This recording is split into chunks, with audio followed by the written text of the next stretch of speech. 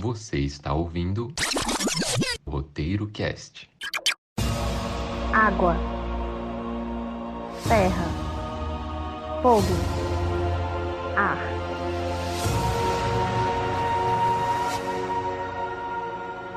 Tem aquela coisa toda, só o Avatar pode trazer a paz. Só o Avatar domina os 4 elementos e pode impedi-los. Mas quando o mundo mais precisa dele, ele desaparece. Oi, gente, estamos com mais um episódio do Roteiro Cast e hoje vai ser top demais, porque vamos falar sobre a série animada de Avatar, que não é aquele do povo azul. Se forem bonzinhos, conseguirão dar uma olhadinha nos Smurfs. É o outro Avatar que veio antes e que é melhor. Passava no TV Globinho, aquele. Hoje a gente vai falar sobre Aang e sobre a Korra, que são, assim, meu Deus, maravilhosos. E vamos falar principalmente porque veio uma novidade aí esses dias de que agora os criadores da série lançaram o Avatar Studios, que é um negócio dentro da Nickelodeon, voltado para as novas produções originais de Avatar. Ou seja, a gente não vai precisar mais ter medo de lugares como a Netflix pegarem as produções de Avatar e cagarem tudo. Muito obrigada por estarem aqui mais uma vez. Eu sou a Marília, no Instagram, @mariliaru, e eu estou aqui hoje com duas pessoas que eu não gosto. Chef Town. Gente, eu sou o Daniel, né? No Instagram, @dancass. Temos aqui também o John. Diz aí, John. E eu sou o Jonathan. No Instagram você pode me encontrar como @João-Silva. Tem uma foto de uma rosquinha bem colorida lá para você se deliciar. E esse é o Roteiro Cast. Eu provavelmente assisti a Lenda de Aang completo umas 5 vezes. Eu realmente tenho paixão por isso. Então, se você assistir esse episódio e quiser reclamar com alguém, vier reclamar comigo, vai lá no meu Instagram, me siga e reclame comigo, tá bom? Um beijo. Chamando o probleminha. Voltando para a nossa programação normal, queria dizer que se você não conhece Avatar, ou se você nunca teve interesse de assistir, você vai precisar criar interesse a partir de agora, porque são histórias que valem muito a pena. Eu vou deixar claro aqui primeiro que Avatar é um desenho americano, mas ele foi produzido no estilo dos animes, certo? Os animes japoneses, né? Com aquela divisãozinha de temporadas, de episódios. Eles utilizam muito do folclore, lendas e tradições religiosas dos povos asiáticos. E aí, quem é fã de anime, que vai assistir Avatar, sente uma identificaçãozinha, porque tem aqueles elementozinhos assim, tem o kanjis, tem uma lendazinha aqui e acolá, entendeu? E aí você sente um calorzinho no coração. Mas também tem as coisas maravilhosas das animações ocidentais. O melhor dos dois mundos. Avatar, ele rendeu não só um desenho, mas também HQs e videogames. As 2 temporadas estão disponíveis agora na Netflix. Dá pra você assistir tudo, um atrás do outro. E pra você ver que eu tô falando realmente a verdade, que é uma história muito boa. A gente resolveu gravar esse episódio especial sobre Avatar, porque vai ter novo conteúdo chegando para nos alimentar. Então, achamos que estava na hora de falar de uma das nossas coisas favoritas. E é isto. Meninos, eu queria que vocês agora explicassem para as pessoas, assim, para quem não teve tanto interesse em saber sobre Avatar, mas agora está interessado depois que eu vendi o meu peixe. Expliquem aí, fala pra gente aí o que é a história de Avatar. Beleza! Esse pessoal sabe como tratar um avatar.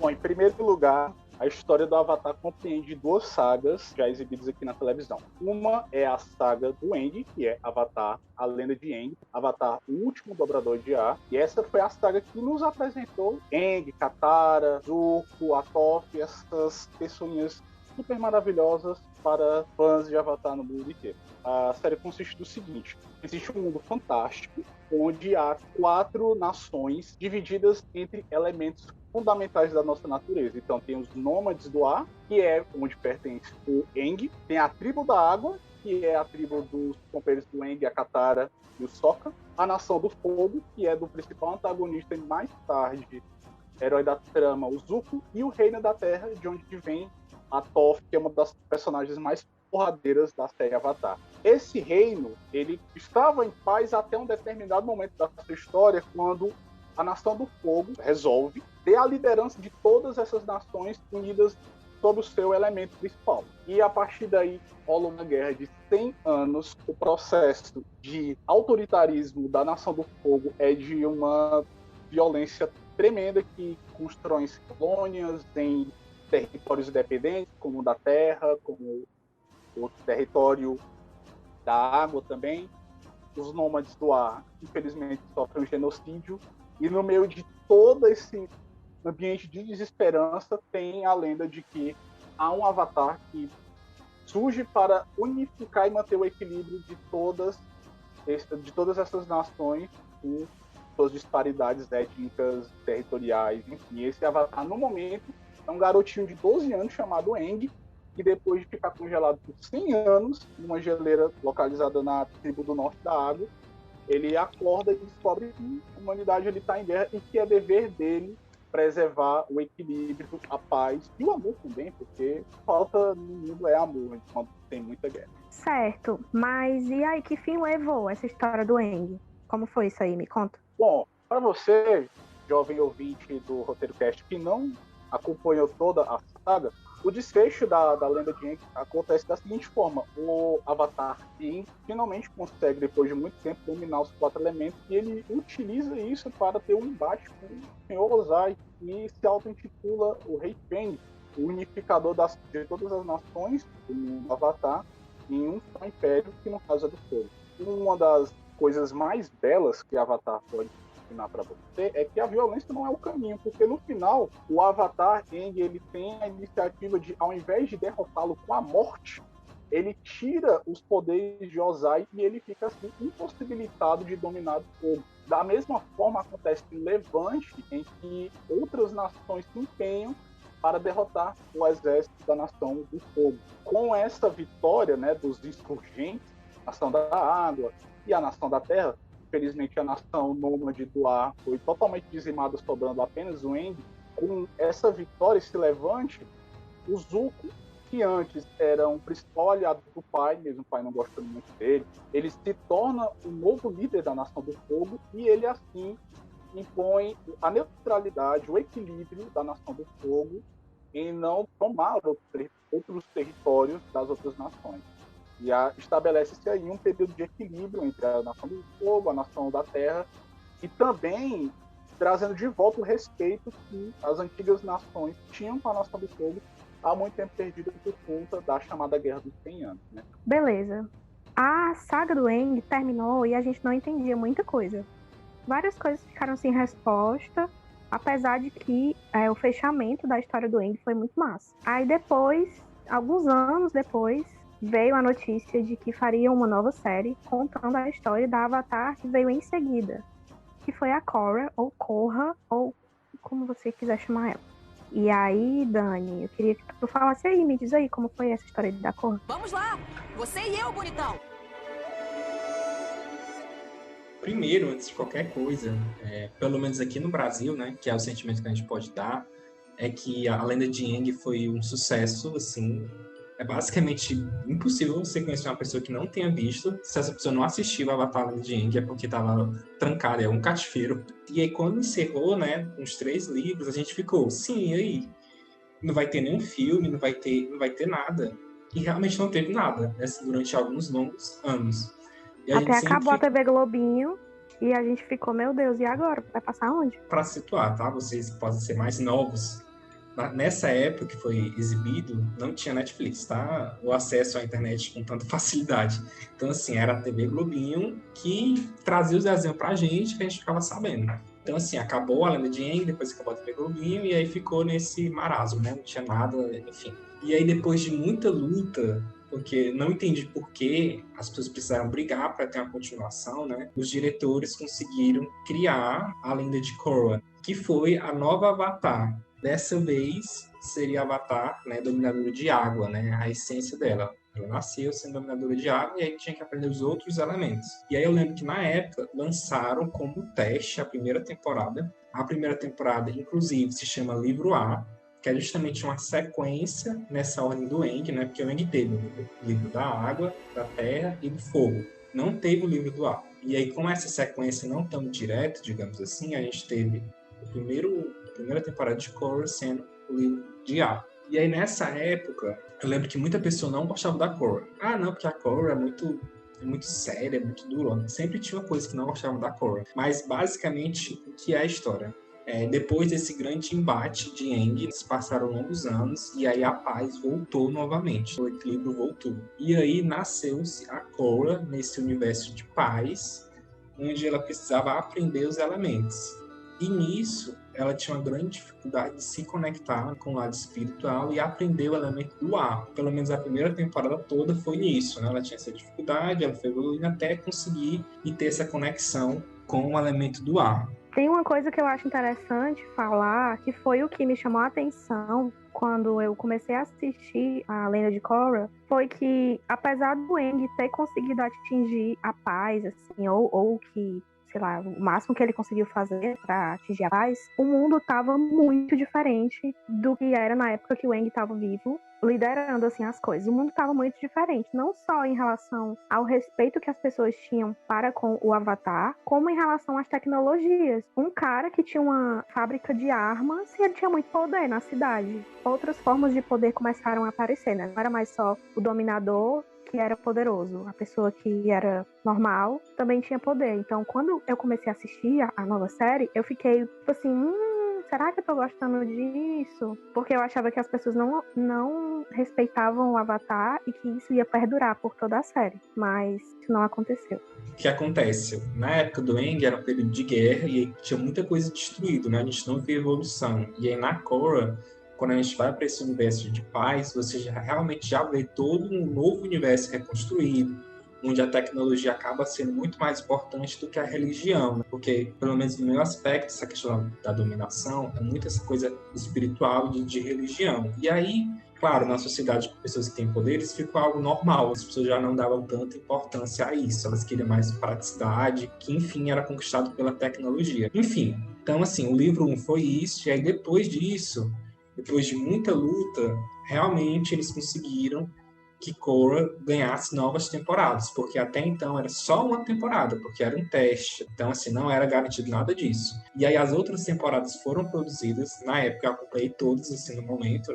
e foram sempre uma luta, porque a Nick não conseguia liberar mais episódios, enfim, tinha um orçamento muito limitado, mas eles conseguiram contar uma boa história. Como eles conseguiram essa aprovação de 4 temporadas ao todo, mais 3 temporadas, eles conseguiram organizar e contar vários dos elementos que a gente sempre tinha curiosidade de saber, mas por que isso é assim, por que isso é assado? E aí, na segunda temporada, que é o livro 2, né, Espíritos, ele conta muito da origem do Avatar, que para mim foi uma temporada muito massa. Basicamente ali entre 2 e 3 episódios ele conta a origem do Avatar. Na época que o Avatar surgiu, não existia só mato, né?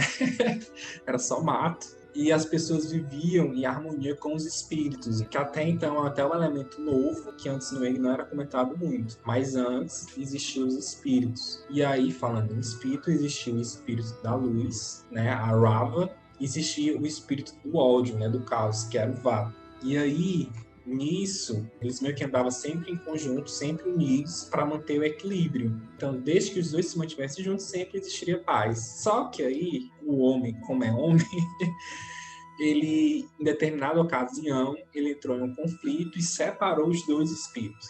E aí, a partir do momento que ele separou os dois espíritos, o caos reinou, porque o Vato queria mais poder e queria dominar a situação. Então, cada vez que o Vato ficava mais forte, causando intriga, briga e guerra, ele ficava maior, e a Rava, que é o espírito da paz, ficava menor. E aí chegou um determinado momento em que, para vencer Vato, que já estava muito poderoso, o Avatar, a pessoa, precisou se unir com a Rava. Então foi basicamente para que isso acontecesse, para que existisse o Avatar, foi a soma do homem com o espírito. E aí foi isso, né? Teve essa fusão dos dois. No primeiro momento era algo muito teste, porque isso nunca tinha acontecido, uma soma, né, do espírito com o humano. Foi acontecendo essas mudanças e aí foi mostrando pra gente a ordem do ciclo do Avatar, que foi justamente a ordem com que esse primeiro Avatar foi aprendendo a dominar os elementos. Então, o primeiro elemento que ele dominou foi o fogo, depois foi o ar, depois foi a água e depois foi a terra, né, que foi o último elemento. Então essa é a ordem do ciclo do Avatar, de acordo com a ordem que ele foi aprendendo as dominações. E aí, enfim, no final chega a fusão completa, ele consegue dominar, destruir o Vato,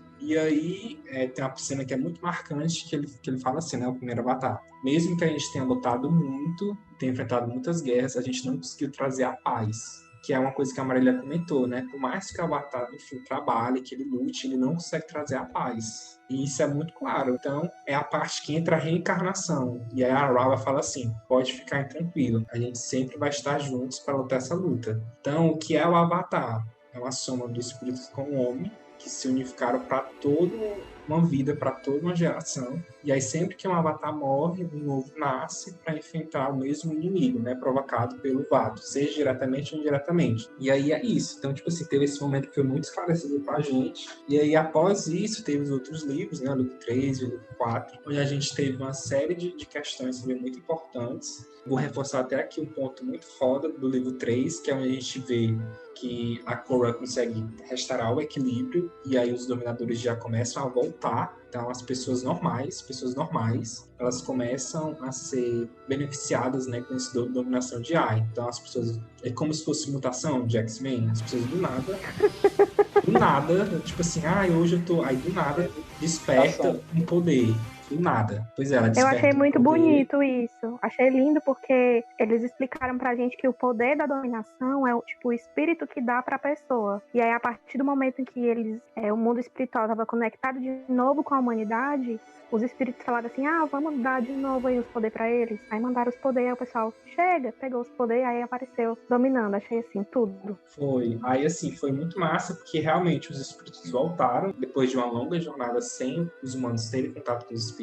A Korra reabriu, né, essa relação do espírito e humanos, e aí os humanos começaram a despertar essa dominação. Que realmente foi foda ver a nação do ar sendo reconstruída e agora de uma forma diferente, né? Com diferentes raças, diferentes pessoas, diferentes jeitos. Então foi muito massa isso. Teve boas pessoas que foram agraciadas com esse dom, mas a gente teve pessoas más, que foi o grande vilão aí da terceira temporada, em que ele descobriu o poder, que era um grande vilão, que o Aang já tinha prendido ele numa cadeia. Inclusive um personagem muito bom, eu não esperava gostar tanto dele, ele é muito bom. Assim, bem feito, né? Ele é ruim que só a desgraça, mas muito bem feito. Não, pois é, e aí ele é ruim só a desgraça, mas ainda assim ele foi agraciado com esse dom de dominar o ar, que é o Zahir. E aí, mesmo ele sendo ruim, ele foi agraciado com esse dom. Foi muito interessante a gente ver o poder de um dominador do ar sendo do mal. Eu gostei muito dessa parte. Tipo assim, o dominador, ele conseguia voar, ele conseguia asfixiar uma pessoa. Então, tipo assim, a gente jamais imaginaria que um dominador de ar fosse fazer isso. Mas como esse cara não tinha lei, não tinha nada, né? Era só do mal, ele fez tudo isso do mal. Só de ruindade. Só ruindade. A Korra inteiro é uma série que ela...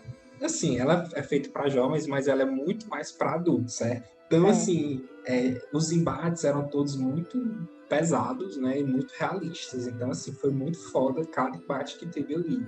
E, enfim, né? Cada relação que teve por trás. E aí, assim, só para não se alongar tanto em Korra, no final desse terceiro livro, teve embate, né, da Korra com a Lotus Vermelha, e aí no final a Korra ficou totalmente destruída, porque ela foi envenenada, e ela já tava, tipo assim, de cadeira de rodas, que é um final bem pesado, que era basicamente, tipo assim, o Avatar não tem jeito, assim, meio que morreu. Fragilizada, de cadeira de rodas, sem usar dominação nenhuma, e foi, tipo assim, muito pesado. E aí na quarta temporada, a gente tem uma situação que foi totalmente inesperada, que é onde, com essa ausência do Avatar, né, de não ter o Avatar mais para trazer o equilíbrio, a nação da Terra ficou muito fragilizada devido aos ataques da Lotus Vermelha na terceira temporada, que foi, inclusive, onde o Zahir matou a rainha da Terra. Então, a nação da Terra ficou muito fragilizada com isso. Então, na quarta temporada, com a situação toda fora de controle, a Kuvira, que era uma personagem bem reduzida na terceira temporada, ela ganha voz e se torna uma ditadora, né? É porque, tipo, fora a fome que já existia na nação, né? Porque, enfim, tava um caos, ainda tinha os bandidos. É um cenário bem hoje, né? Que a gente vive no Brasil. Isso é um absurdo, tá ok? Fora a fome, tinha a questão dos bandidos, que é uma coisa real lá na série, né? E aí ela chega com uma pessoa que realmente, ela unificou, ela trouxe a comida, mas tinha um custo alto, que era a ditadura. Tipo assim, olha, eu vou resolver tudo aqui, não vai ter bandido, vocês vão ter comida, mas vai ter que ser do meu jeito. Quem manda nessa porra aqui sou eu! E aí ela acabou unificando tudo, e aí sendo essa grande figura ditadora da série. E aí, no meio disso, a Korra estava totalmente destruída e ela vai numa jornada bem pessoal de se recuperar, né? Ela aprende a andar de novo, tem todo esse processo de trauma, e aí ela aprende a andar, e aí ela aprende a se reconectar de novo. E aí, no meio dessa jornada, ela vai descobrindo um pouco mais sobre a personalidade dela, né? Vai coroando, né? Quem é a Korra, que foi uma pessoa que durante toda a temporada enfrentou inimigos enormes, né? Não foi o Aang que passou 3 livros para enfrentar um inimigo. Ela enfrentou, né? Eu achei triste o Aang, mas a Korra teve grandes inimigos, grandes problemas, e aí no final dessa 4ª temporada, ela consegue trazer a paz, e aí teve um momento muito sincero, que foi da Korra e da Kuvira, que a Kuvira chorando, né? Ela fala, eu tinha que fazer alguma coisa pelo meu povo, se eu não fizesse, ia ser uma coisa muito ruim. E aí gera a identificação das duas, que é como se a Kuvira fosse uma parte, digamos, distorcida do que a Korra, né? Ou do que ela já foi. Cada uma fez o que precisava fazer, não que seja certo, mas enfim. E aí no final de tudo, desse embate da Kuvira e da Korra, acaba sendo criado um novo portal, né, espiritual. E aí a temporada Korra termina assim, terminando, né, todo mundo em festa, com casamento e tudo mais, dos amigos, né, da Korra. E aí no final, até o Tenzin, que é o filho do Aang, ele fala assim, você fez muito mais do que qualquer outro avatar. E é verdade. Pior, porque ela assim. abriu vários portais espirituais, né, 2. Ela ainda conseguiu trazer os espíritos de volta e trazer a nação do ar de novo, né? Então, assim, o que ela fez, ninguém mais fez, né?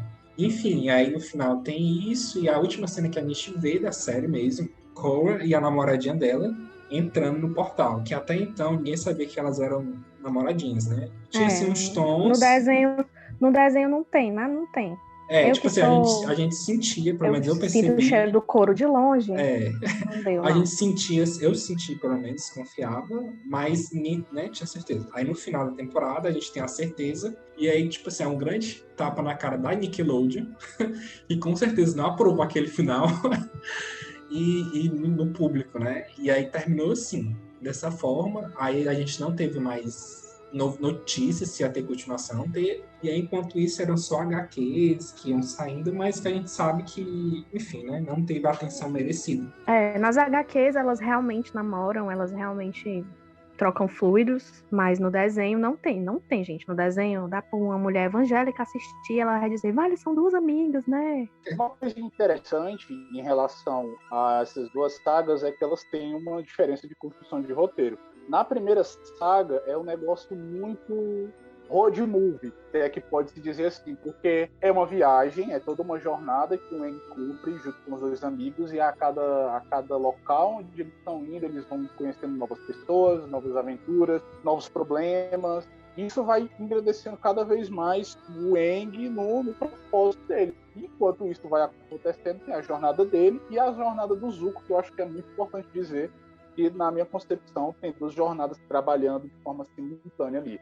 A do Aang, em que ele seu avatar e restaurar o equilíbrio das nações, e a do Zuko, para recuperar a honra dele, porque ele fez de lado da Nação do Fogo, a mão do próprio pai, e com o tempo ele vai se descobrindo mesmo como pessoa, que ele não precisa da aprovação do pai dele para se tornar um guerreiro, uma pessoa melhor. E no caso da saga da Korra, eu vejo que há um contexto muito mais político. A Korra chega no momento, quando ela chega na Cidade República, que é onde acontece a maior parte das ações da saga da Lenda de Korra, ela chega no momento em que, visualmente, parece que as coisas estão correndo bem, mas há muita conspiração por baixo dos panos, né? A primeira saga dela é justamente isso. O primeiro vilão, que é o Amon, é um conspirador. E eu percebo que esses contextos políticos da Korra, eles dão um amadurecimento muito grande na série, cara. Muito grande mesmo. Eu demorei a gostar, talvez com um pouco dessa sisudez, mas com o tempo eu fui entendendo. O Avatar, a Lenda de Aang, ele é muito mais lúdico. Claro, tem temas muito densos ali, mas ele é muito mais lúdico. E o Korra, ele era um pouco mais seco, do meu ponto de vista, isso no começo. Aí com o tempo é que eu fui aceitando melhor, e hoje eu assisto pela segunda vez, compreendendo totalmente o propósito da saga. Por que tá demorando tanto? Eu sei que ele vai chegar em qualquer instante.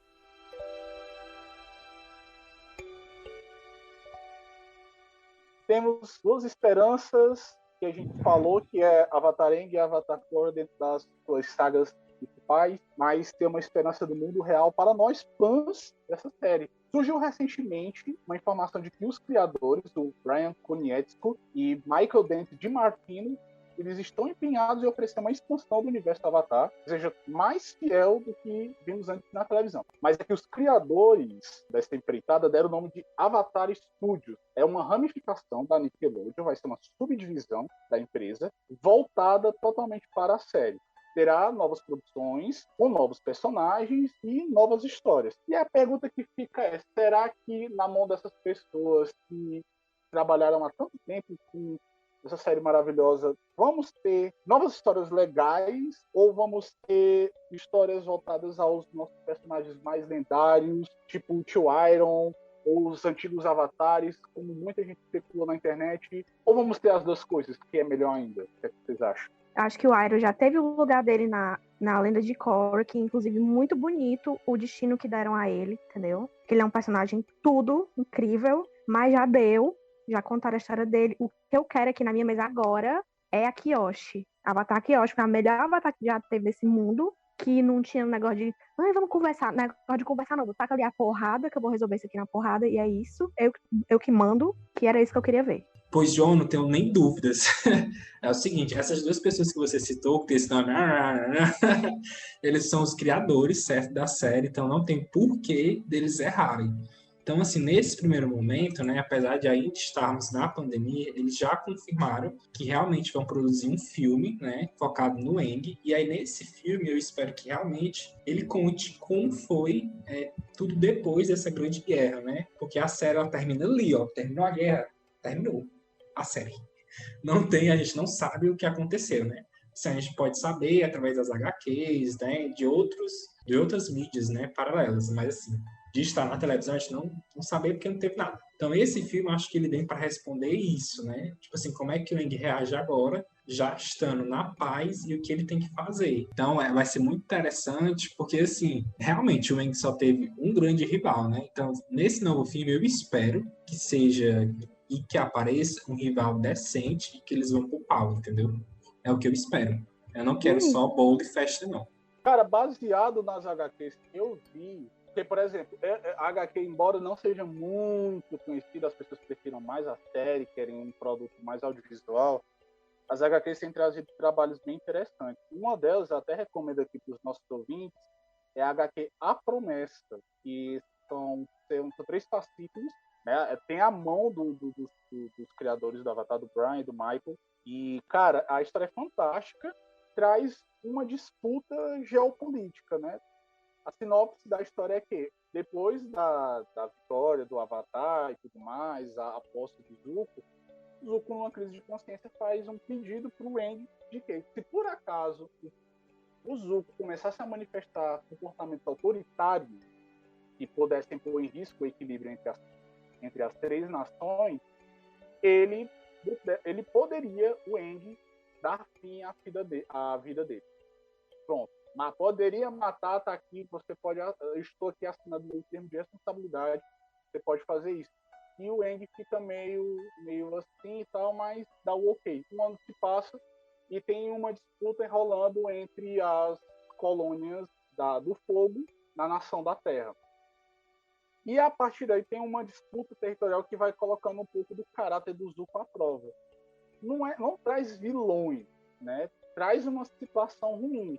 Em outras HQs é a mesma coisa, não tem o vilão, mas tem situações em que o Avatar, tanto o Aang como da Korra, porque também teve HQs depois do término da Korra, eles enfrentavam algumas situações, vamos dizer assim, micro. Pega como exemplo o The Mandalorian do Star Wars, outra mídia.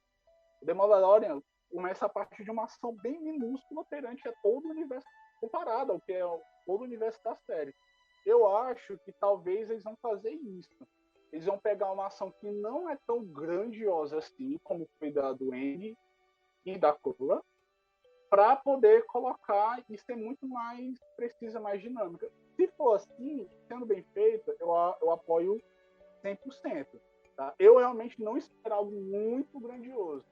Pois se não fosse para esperar algo grandioso, eu nem assistia.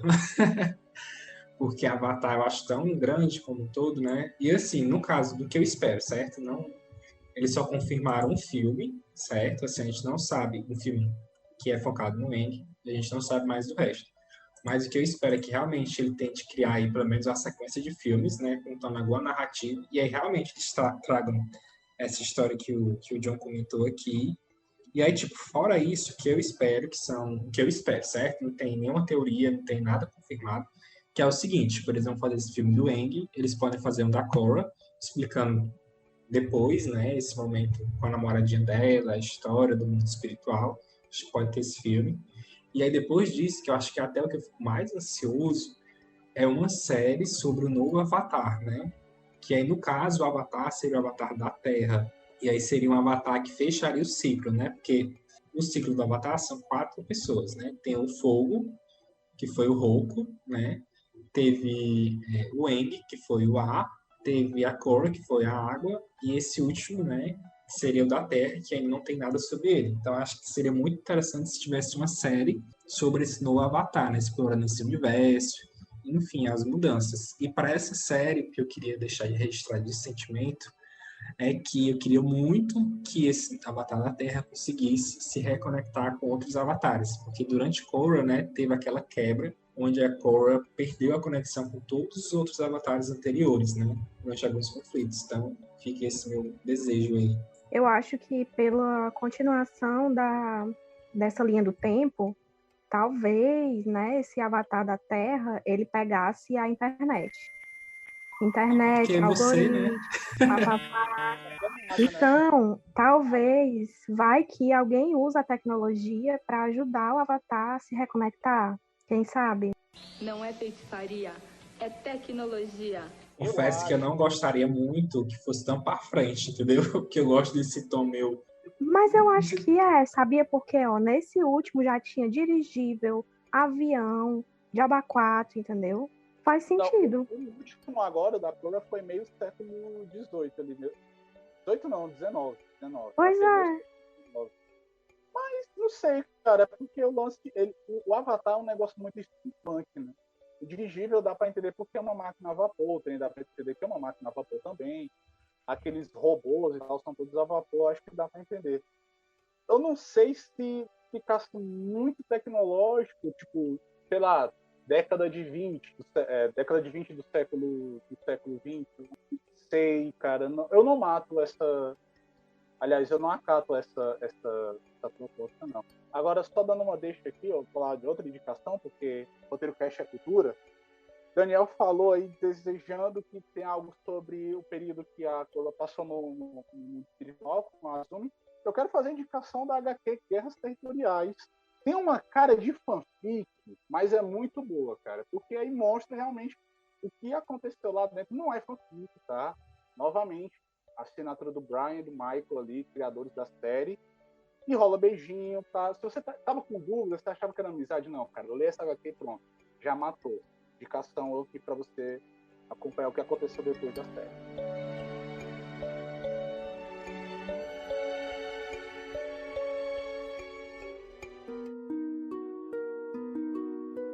Gente, é isso. Um assunto muito bom, a gente poderia conversar horas e horas sobre isso, mas, por enquanto, o nosso episódio está encerrado. Chegamos ao fim de mais um Roteiro Cast e foi ótimo conversar com os meninos sobre Avatar, sobre o Aang, sobre a Korra, sobre as coisas que podem vir pelo futuro. Eu espero que vocês, ouvintes, também tenham gostado. Quem ainda não assistiu, eu espero que a nossa conversa tenha animado você para assistir. Aproveita que ainda está na Netflix, né? Pode ser que, sei lá, saia aí num futuro próximo, a gente nunca sabe.